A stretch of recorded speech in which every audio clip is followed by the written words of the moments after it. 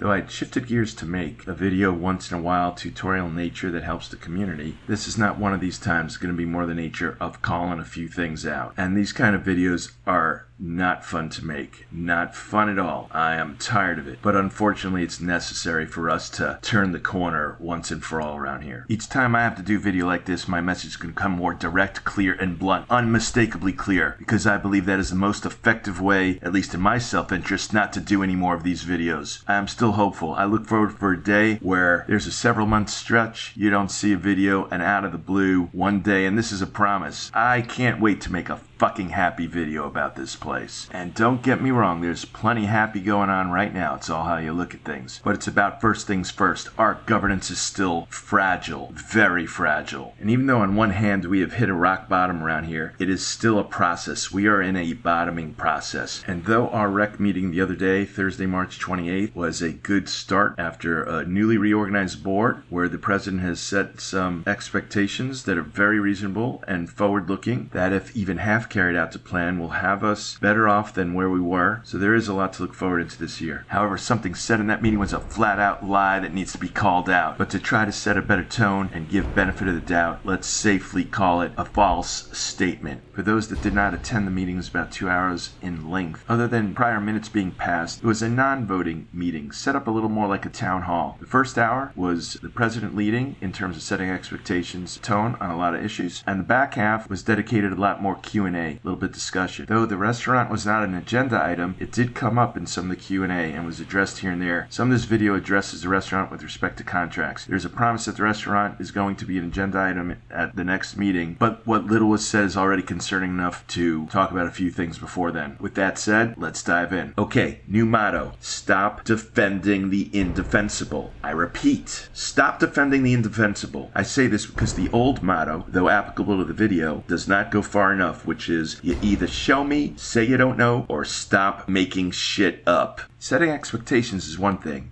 and it's reasonable for new leadership to assert some degree of authority to set the tone of a new administration. However, I believe some of these assertions went a little too far and are, at least for now, concerning. No one here was appointed QuadoCop. One tactic used of asserting authority was to undercut the validity or participation of what others might say when inconvenient. There was overuse of the word "my" indicating possession. My meetings with my staff, I should say, my board, I don't want them being harassed. You're second guessing them is irrelevant to me because I know what they have been assigned. I don't care what you saw. Though some statements were in the context of addressing issues of harassment and civility, most of these statements were mired in both irony and contradiction. I don't care what you saw. If you see somebody do that, say something. We have hundreds of cameras here, and that is still not enough for some. We couldn't get more public if we tried, and it seems the eyes of the association is just fine, but pictures and video from any other source is not. And this brushes up against journalism and free speech. We are not a police state. May I make a suggestion that all the fingerprints be replaced with the cameras? People are being videoed. There are photos being taken. I use the word paparazzi. If you're a paparazzi, stop. And in the event any of that paparazzi statement was directed towards me, I'd like to clarify in the 30 videos I've done, I've gone out of my way to make sure I am not filming people. There was one instance where I asked valet, what are 10 cars doing on the ramps? And the other instance is when there were a couple dozen people waiting around for the rec office to be fingerprinted, waiting in line for hours like cattle. If bad implementation of terrible policy disrupts people's lives around here, yes, I'm going to unapologetically record it. But if the word paparazzi was used in sole reference to someone who took a picture of someone getting massaged in a tent structure, Lewis is completely misapplying the example. He was there when it happened and was flat out told by the author their intent. It wasn't about being a peeping Tom or a paparazzi. It was genuine concern for safety of the community. Despite the sandbags that were attempting to keep the tent structure down, there were still high winds offering a little bit of lift, and that was a reasonable enough concern to know about. Authority has limits. You do not get to control what happens in an open society in public, especially when it comes to the attempts to suppress free speech. Moving on, I'd like to commend Lewis for sincerely and genuinely trying to get started off on the right foot. He went out of his way to initiate calling me and others to have a series of one-on-one discussions a few days prior to the meeting. A saw it as a reach out tour and an important first step. Our meeting was very productive. Hopefully it's not a one and done check the box off kind of meeting. I believe continued meetings of this nature will be very helpful in stabilizing this community. What made the meeting work was that we just simply spoke as two unit owners. And though the board meeting last Thursday, March 28th, was really non-voting other than the minutes, designed to be a town hall meeting, and the first half of the meeting was very reasonable when he spoke from the role of president by way of setting expectations. In hindsight, I'd expect he would have had more success in the back half of the meeting when it was open to Q&A if he dropped the role of president and just listened more as a unit owner. I say this because the lady in the front row had the first question. She expressed her concern of feeling less participatory because contracts were being posted months later and feeling a sense of surprise of what was being signed for in the contracts that they were never explicitly discussed prior in meetings. And her concern was she felt more informed before in the past, that things were better discussed then. Knowing about contracts that get signed and we don't know what's involved like before. She then commented that the lack of knowledge led to the complaining, and the board's reaction to the complaints led to the perpetuation of feeling left out and unheard, like a bad feedback loop. Lewis completely missed the opportunity because he responded in the role reacting from the point of view as president, and though his assertions of authority are technically correct, there was a disconnect between the question and the answer, and heads started turning in the room. The first thing that you should know is that you did have participation. You elected a board.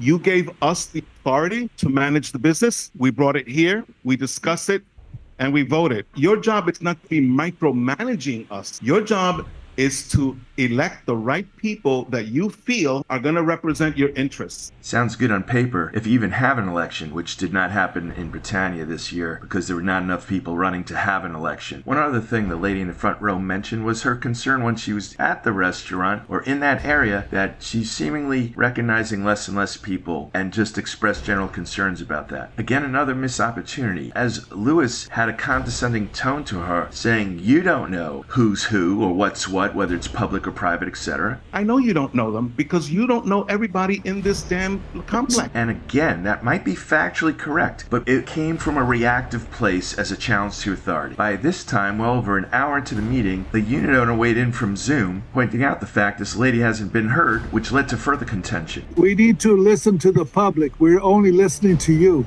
Frank, if you had the courage to be here in person, I would appreciate it because I'm already enough with your innuendo and constant attacks. Now, granted, both the president and unit owner are from the same tower and have prior history that spilled over into the meeting. I find the irony in the challenge to not have the courage to being in person. That unit owner, Frank, happened to have been the smartest person not in the room that night, and I'll tell you why. Because he was at the meeting. You know how I know? Because I had no way of getting in the social hall, and he used his biometrics to get me in. And it's important to bring it up to have context of those who were not in the room. The meeting was called at 6 p.m., an hour earlier than usual. The sunset was blasting the room, heating it up. Further, the AC is broken, so it's only doing nothing but blowing hot air in the room. No one really wanted to be in the room or stay in the room under those circumstances. And I believe in general this set up circumstances where I'm willing to give the benefit of the doubt of some things that were said in the second half of the meeting, as we will get to. Here's another example of condescension.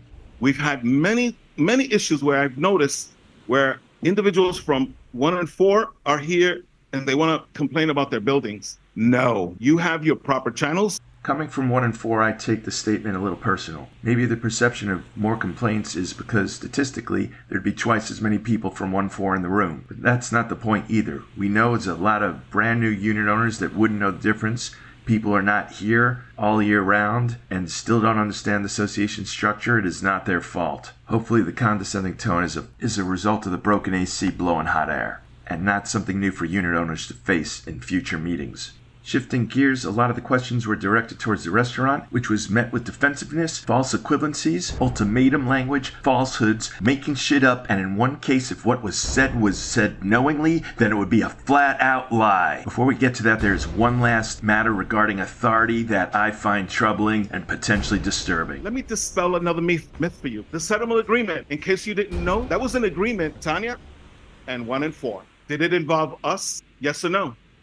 No. Oh, come on! I couldn't believe he said that. He knows better. That statement is false. The agreement was trilateral. It was 1-4, Catania, and REC. And as a rec board member, he knew that. Though it's true that Britannia is not a direct party to the agreement, they are nonetheless bound to this agreement because they are party of the operating agreement of rec. And one of the stipulations in this agreement is that all parties, including rec, are reaffirming the operating agreement that is valid and made enforceable against all 4 buildings and all 3 condominium associations. But where is Lewis going with this? Why is he saying that? Let's find out. So that settlement agreement, they put in a cute little phrase about you can't be president over here. Guess what? Nobody wanted it anyway. So I took it. He took it. That encapsulates everything you want to know about this. By him saying he's not a direct party to it, let him tell us how he really feels about the cute little phrase in there that you can't have the same officer role across 2 associations. So now he's making a game and a mockery of the very authority he holds. How do we know for sure no one else wanted the position? The reorg was so well choreographed down to the second that the very first opening move was to immediately nominate him president. There was never an opportunity to even discover whether no one else wanted it. Even worse, he was in the know of the settlement agreement. He was an observer to the final negotiations before it settled in early July. In fact, he was a proponent of the cutesy little phrase he's talking about. So here's the backstory on the cutesy little phrase. Marlon wanted it all. She wanted to be off the president of both towers till Oscar said no fucking way, and Jan shortly followed afterwards and said no way. Marlon was smart enough to pivot because she knew it was a dead end going nowhere. And that's why it became so important for that cutesy little phrase to get into the settlement agreement, which Lewis knew about. But it's not about the phrase, not about the agreement. It is him asserting the authority. And he seems a natural for it. He seems to revel in it. And there's nothing wrong with that in of itself, but it should be concerning because things could easily go off the rails here. Because the most common problem with those in authority fail to realize their limits. Hopefully we as a community never have to face that issue here in the new term. If he truly was a proponent of it, and he truly cared that all the towers were trying to make a stand to agree for that situation never to happen, then he should lead by example and in the spirit of the law, do the right thing, which is to step down as president from Britannia for the sake of this community. Now that would truly set the tone and expectation for all of us and usher in a new tradition and a new era that we all know is the direction we want to go in. Moving on to the elephant in the room, which is the restaurant. Early on, Lewis surprised me. He showed us the 2 removed signs about the restaurant paying for parking validation. I took the sign off. Well, I didn't. I asked him, and he actually, within 5 minutes, he did it and gave them to me. And I was naive for a split moment to think he was going to take the stance that, yeah, we shouldn't be so public about it. That wasn't the case at all. He couldn't care less if we're advertising to the public on A1A about it. He was all upset with the signs because of how shabby it was. Please do not waste association money on nicer, prettier, happy signs because they don't belong there in the first place. And the kicker is, there's still 2 signs up there. You know, the one on the palm tree. Next up, he started rolling out a series of weak defenses regarding the restaurant. One of which was a, which is it? How do you want it? That if you want it for private use and enjoyment, well, here you will be glad to assess us for it. Buying on a contract that is 50 years old. I mean, the bylaws and all of this, right? So what I'm going to tell you is that if you still want the restaurant as an amenity, then either we stop the outsiders and I will increase your maintenance so that we can keep it open. Which one? So now he's playing an ultimatum game by dangling the word assessment. Well, let's look at the math behind that. So when you look at the current contract with Lux Bistro, where board members knowingly exceeded their authority by adding the members of the general public clause, despite our documents saying private use and enjoyment, in exchange for no subsidy to Lux and Lux picking up the electricity. So let's see what that amounts to so we could have clarity and certainty and go back to a private use and enjoyment, have peace of mind and respect our docs. Works out when Nick was running the place, we gave him a $26,000 subsidy, and you take a budget of roughly $15,000 a year for electrical, bringing it to a total of $41,000. All right, let's take the 41,000 divided by 810 units divided by 12 months for the year. We're talking $4.22 a month for the certainty to end this once and for all, to reclaim the private use and enjoyment that we bought into, and not be given away from board members who exceeded their authority, had no biz to turning this place into a mixed-use property that insurance doesn't even fully cover. There's so many consequences from their reckless action. For a cup of coffee a month, this puts it all to bed. That's what the assessment would be. Meanwhile, the cost overruns on the $65K restaurant renovation that was approved, near double. We are at $98K and counting December 31st. And when you look at the January financials, it's an extra $22,000, bringing the total to $120,000 over the $65,000. There's a $55,000 cost overrun. Tell me where that went. Lewis then offers an opinion that is assumptive and probably predicated the whole basis for why he's holding these indefensible views. That's why I have been trying to talk to people about, guess what? Amending our documents, because the restaurant is not going to survive without the outsider. That's his opinion. It's probably reasonable enough. I'd imagine majority of people on the surface would think the similar. I disagree. I believe we can find vendors that we could have little to no subsidy and they could satisfy the requirements of private use and enjoyment. This would have been a typical question to put forth to a committee or even to unit owners at a board meeting. But over and over again, Lewis keeps talking about amending the docs in hindsight. And just like Marlem, it is putting the cart before the horse. It's not as simple as doing a board resolution, unfortunately. You're talking about a massive 75% vote.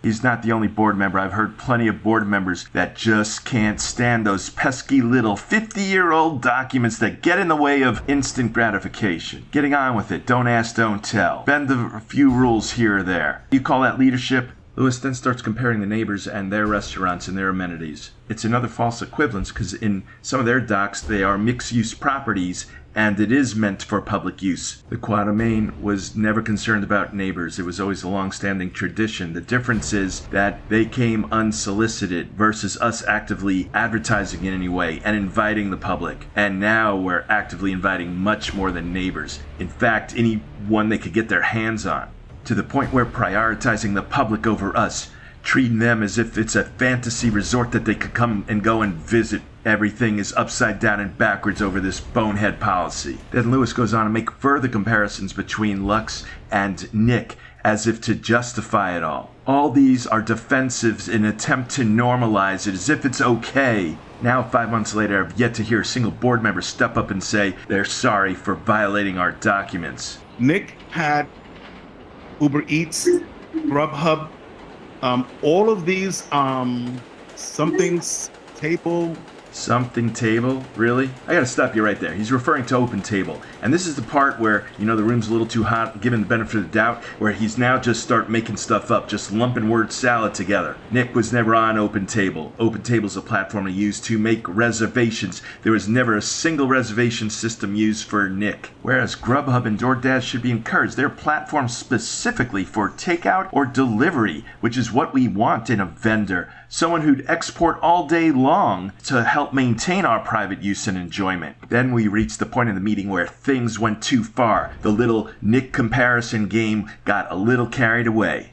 Because when a unit owner was in the middle of asking a question about the restaurant contract, the treasurer stepped in and made this bold assertion that the contract with Lux Bistro and the contract with Nick are effectively the same contract. And to give the benefit of the doubt, I'm going to put this in the category of making shit up. And not but 10 seconds later, Lewis jumped in on it and said, agreeing that that was true. And if God forbid either one of them actually read those contracts and knowingly said what they said, then it is a flat out lie. But why would they wing it? Why would they make stuff up? Again, it is part of the normalization of what was already done. And this goes beyond the restaurant issue. The same tactics are employed with other larger issues here, including biometrics. And all these elements, tactics, and techniques have been more than illustrated in many videos before. If you haven't figured it out by now, I am no longer playing around with any of this anymore. Stop making shit up. Just say you don't know. Notice how some board members are silent? They're smart enough to shift with the political tides. They know better. But then there's the double down types. They keep going and going. What makes them so emboldened? Where does the hubris come from? I have some ideas about that. This is all the push, the sell. Been talking about it for months. It's the ramrod. Ramrod. Ramrod. It's the bamboozle. Okay, enough of this. Talk is cheap. Time to show you the receipts. I knew right off they were talking smack about Nick's contract, but I couldn't place why. Later that night I searched an old computer, and sure as shit, and to this day couldn't tell you why, I submitted for an official records request almost 3 years ago to the rec office. And guess what? For the restaurant lease agreement then. And sure as shit, 4 days later on June 28th, 2021, Majiji replied and gave it to me. That's if anyone can remember back in the day when things were normal around here. When you asked for a record request, you got it. Alright, here's a look at Nick's contract, May 2018. You could see, like a normal contract, we only started originally signing for a period of 12 months, unlike the 5 years from the current contract of Lux, which is insane. Moving on, so if we look at 3, we have restaurant services here. Hours, blah, blah, blah. Here's another difference. For gratuity, they could only in the past do it if there were 6 or more. Now they add gratuity for everything. But here's the more important part of this paragraph right here.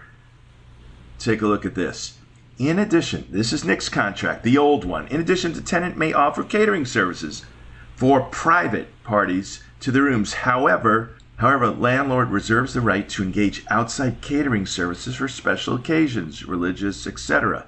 And here's the last one, the most important piece. Tenant is prohibited from engaging in catering services to non-residents on the premises, unless otherwise specifically approved by the association in writing. We are forbidding catering services to outsiders based on the old contract. Let's move on a little further in here, and you can see, getting closer to paragraph 4, the use requirement. Here, look at this, F. This is 3F of the old contract. Requirement that the use of the premises be limited to a food service establishment exclusively for the residents of condominium units within Quadomain condominiums and their guests, thus prohibiting service to members of the general public. Look at the language they lifted. Earlier, all we knew was they added 4 words, members of the general public. Shit, the 4 words were already in the contract 5 years ago, saying the complete opposite, prohibiting service to members of the general public. That's sickening. It's just sickening. Now go to paragraph 4 in terms of use. Repeats pretty much, the same thing. That premises shall be used, restaurant, convenience store, catering, authorized guests only, and for no other purpose, okay? Guests only. And that's somehow a big problem. Now let's go to the new lease and see what's going on with that. Oh, here, this one's kind of important too. Here in the new lease, we have tenant shall receive all proceeds from the restaurant and related catering services. Sounds innocent enough, but it all makes sense by the end of the video about the money, right? Isn't it always about the money? So let's go a little forward. This is in that section 3. Look at this. Here we go. Right? Saying the complete fucking opposite. This is the Lux contract from a few months ago. Requirement that the use of premises be limited to food service establishment exclusively for the condo units. Sound familiar? Within the condominiums, their guests and members of the general public. Okay? And then we saw this repeated in paragraph 4 as well. The authorized guests and members of the general public. These contracts could not be 180 degrees more opposite from each other in terms of its intent. And the lawyer knew full well, because he's been around with us for 5-6 years. He knows the contract. He knows their bylaws. He did it anyway. And how or why did he do it? Because it was on order from us. And it comes down to what was the deal between Lux and board members interviewing them. There is legal liability for going against what the document says. I don't care what happened before. Whoever was on the board is liable for anything that happens. We cannot sign a contract if we don't do a motion for that. And for 4 or 5 months now, has any one board member even once dare explain how the hell this all happened? They heard it together and hinted that it's all on the up and up, that they somehow voted for it. When did they vote for it? In private? They didn't even ratify it afterwards, even if that's the fact. I wouldn't be surprised if some board members thought, we vote in a block, we know the counts, we know where most people would vote, so maybe they talk about it and have a general consensus behind the scenes, and in theory a vote could happen if only that got carried out in a public meeting, but it's just as good good because, well, the votes would have been there if we called for it. For the board members that are involved with this, the best thing they could wish for is that they told Lux that, we have this private use and enjoyment, but we'll figure out a way around it. Don't you worry about it, because then it would be collusion. They both would have known about it, and then the restaurant can't go after them. In that scenario, the board and Lux ganged up together to bamboozle us. Bamboozled. But if in the meetings with Lux, our board members knowingly never disclosed that, where Lux never had a clue that it was private use and enjoyment, then some lawyers might look at it as a case of fraudulent misrepresentation. And you think for a minute directors and officers insurance would cover that? You know how many carve-outs there are in a D&O insurance contract? You think the business judgment rule would cover that? Are you kidding me? For people not familiar with the business judgment rule, it's a form of protecting the board. You could have board members that are dumber than a bag of rocks.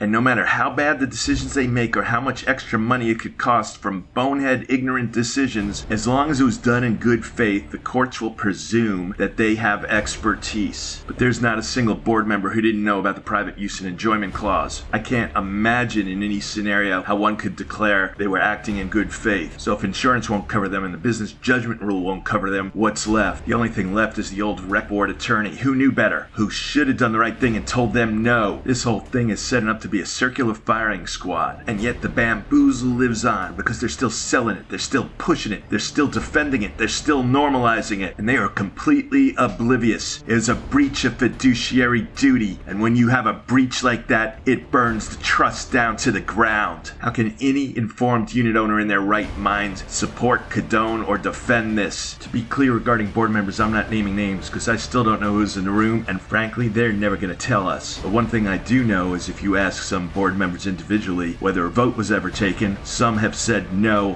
vote was ever taken. Others claim to this day that there was a vote taken. And sure, it's a new year, a new administration, and everyone has the good faith to want to move forward. But understand where we're operating from, a place of near zero trust because of all this. On a side note, I'd like to correct the record on a prior video I did. The one where there were 10 cars parked on the ramps? Anyway, when that sponsored event was held here by the University of Miami students doing an auction, it was described as a private event. Further, there were about 20 people there, 2 sets of 10 top tables just crowded out the breezeway in front of the restaurant. And even though the restaurant was technically open, the event was such a spectacle that it created confusion amongst unit owners who didn't know that the restaurant actually was open. They didn't want to walk in the middle of something going on like that. It is simply unfair to this community to have zero knowledge and notification about what groups may be coming to QuadoMain at any given time because of this new illegal policy. I've had some unit owners come up to me and say, maybe you're overreacting a little. Is this place out of control? Do you see weddings here? Like, you're getting a little carried away. We just want to eat and it'd be a little nice. What's the big deal? Now, I could understand the casual comment like that on the surface, but the simple fact is there's a truth here that I've been trying to help inform and even warn this community about. Lux is not in it for us. They're in it for the location and for the view. The restaurant could be a lost leader for them for all they care because they're in it for a bigger fish. You think it's an accident? The guy walking around with a high-powered pinstripe suit, the catering sales manager, taking calls all day long in the breezeway, desperately selling our place like a venue all day long for anyone he could get their hands on to come here, saying local bands all right to come here, as he was overheard in some conversation. And this goes much further than listing for reservations via Open Table or general advertising to the public. In fact, let me show you what they're in it for, because it says so right on their catering website.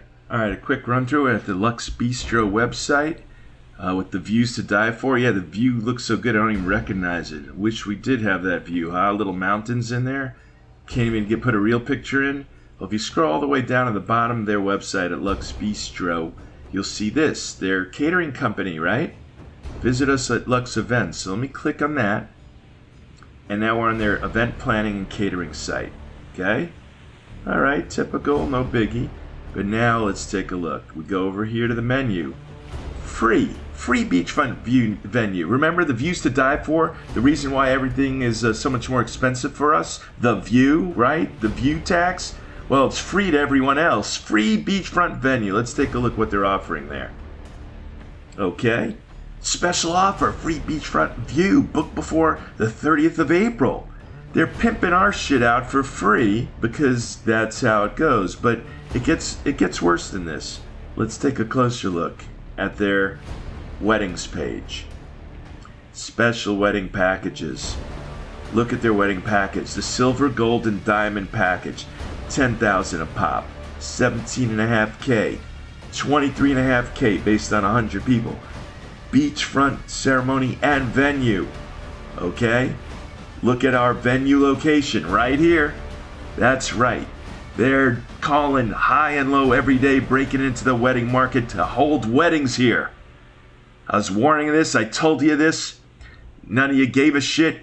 And that's what they're trying to do. They don't give a heck about us. The restaurant's a loss leader. They're in it for the weddings. And they're in it for pimping out our view for nothing and turning our place into a resort as if you'd think it was fucking Disney over here. And that, my friends, is what we can now call the Beachfront Bamboozle. And this board rolled over and let them do whatever the hell they wanted, and they exceeded their authority to do it. Look at this. Are you kidding me? Is this what you bought into? We are not a mixed-use property. I bought in here for my private use and enjoyment and amenities. This has no place here whatsoever. This is over. This comes to an end. Okay, another thing or two to take a look at. It works out that there was an inspection at Lux Bistro last week. Anyone know about that? Well, let's take a look at the website here. We're at Florida Department of Business and Professional Regulation. And you could see March 27th was the inspection. Lux Bistro up here. And they found 6 violations, 2 basic, 1 intermediate, and then 3 high priority violations that a follow-up inspection is required. Now let's dive into some of it. Let's just get to the high priority stuff. It's on the edge of, it's kind of but you know, I've seen worse for sure. Some of these things were correctable on the spot. We don't need to go through all of them. You can see ceiling tile missing. That might be more on our end. Vents soiled above hand wash sink and kitchen. That's a little gross. They needed to have a test kit for pH or test for sanitizer type stuff. That's the small stuff. Let's go to the high priority. Raw animal food stored over, not properly separated from ready to eat food. For instance, shelled eggs stored over cooked potatoes. Again, the same type of thing. Raw animal foods not separated from one another based on minimum cooking temperature. Stored over breaded shrimp inside freezer. Okay. Corrected on site, not the end of the world. This one's a little bothersome to me. They get into times and temperatures. Items that are held greater than 41 degrees, right? The pizza sauce clocking in at 45 degrees. Cooked potatoes clocking in at 46 degrees Fahrenheit. Diced tomatoes at 47 degrees. Turkey at 46 degrees, okay?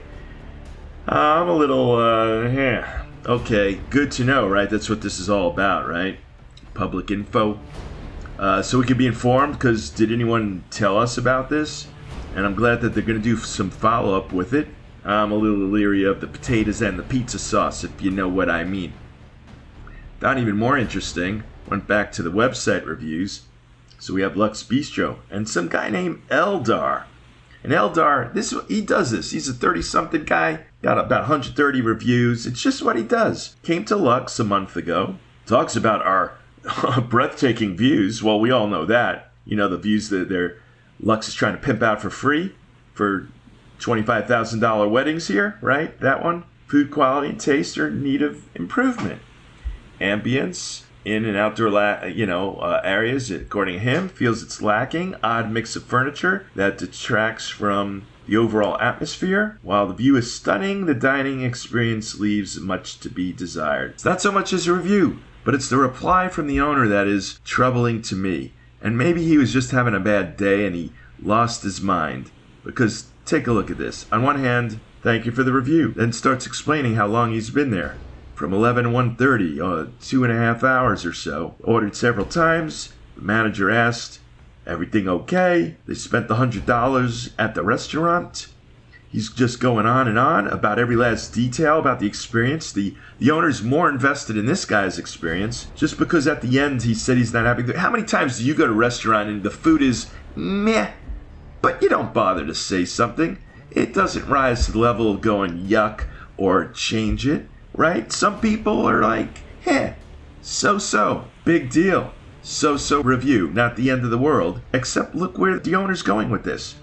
The food could have been better. That's all the guy said. You left a Google review. I think it's clear only if you get a discount, you leave good reviews. You spent $100 here and no point in the time you decided not to like the food or change or replace the dish. I'm shocked at your review. And then he goes further to make claims on some Joe Blow nobody. It's intentional defamation until you get a discount and get a free meal. The owner here is delusional talking about this. Disappointing that you use the platform or view platforms to coerce restaurants to give you free stuff. What the hell is going on with this reaction? This is not normal, people, and it gives you an idea what we're dealing with over here. Oh, then he goes further. These facts are absolutely accurate because I was there the morning from the point you walked in to the point you left. I mean, talk about butthurt. What is going on with this guy? It's insane. So I took a closer look at this Eldar guy, right? I pulled him up. He's got all these reviews here. Some are 5-star. They're across the board. I love this.